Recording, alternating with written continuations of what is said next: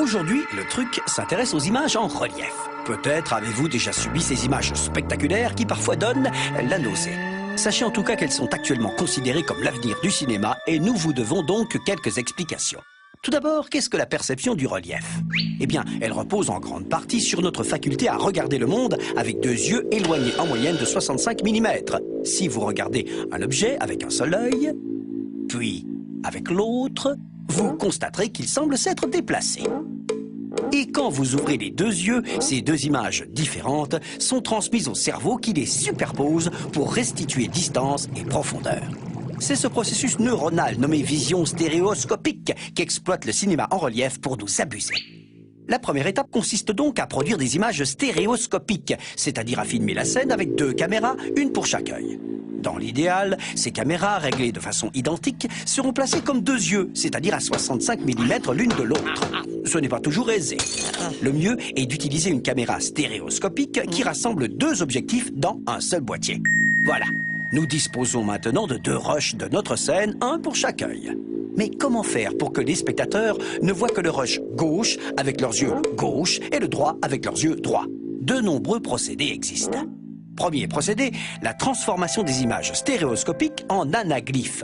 Rappelez-vous, nos images vidéo sont composées des couleurs complémentaires, rouge, verte et bleue, le fameux RVB.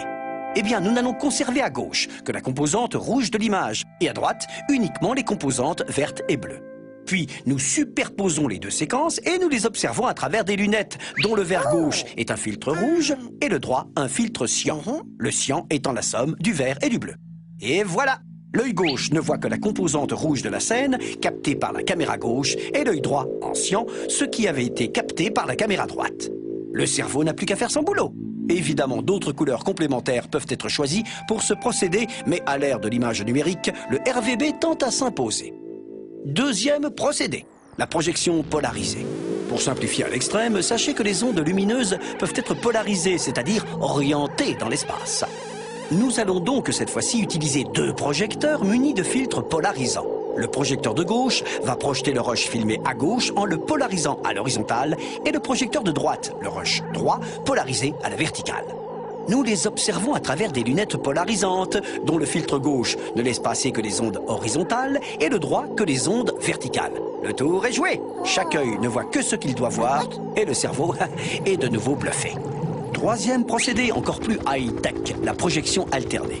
Cette fois-ci, on projette une image de la caméra gauche, puis une de la caméra droite, puis gauche, droite, gauche, droite, gauche, droite, gauche, droite, gauche, droite, gauche, droite, gauche, droite, gauche, droite, gauche, droite. Des lunettes à cristaux liquides sont alors synchronisées sur cette cadence par des impulsions lumineuses.